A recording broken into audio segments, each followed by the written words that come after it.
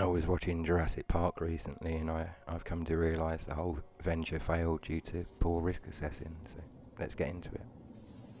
I don't have to skip any scenes, and it's immediately obvious that the health and safety is completely insufficient, so we're moving a raptor through a jungle that we haven't cleared on a forklift truck. Look at that absolute cowboy. Look in that man's eyes. Says, I have confidence in the risk assessment. Here we go, a whole team that have never heard a toolbox talk in their life. Here's the boss. You can tell this by his lack of PPE.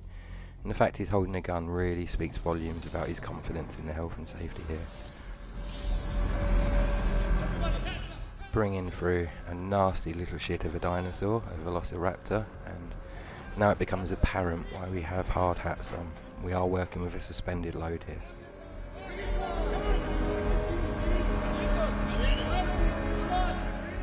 Now we're going to pop the box down, miles away from where it actually needs to be. If we had a telehandler, we would have been able to do a better job here, but no, let's pop it down a good 4 or 5 metres away from the point we actually need the box at. That could have been planned a lot better. So we're going to make up for the inadequate positioning of the box with a bit of manual handling, which should be avoided where possible. But I am presuming that all of these individuals have had the sufficient training and understand they need to bend from the knees. They seem to get quite lucky with that, and no musculoskeletal issues have arisen, but we are going to push our luck now, and we're going to open the gate by working at height with no full protection whatsoever and manually handling it. Could be better. It's good to see that he does bend from the knees. Clearly well trained in manual handling, but I can only see this ending one way. And there we go. And what we're now witnessing is an industrial accident, which will most likely end up in a no-win, no-fee claim against Richard Hammond and his associates.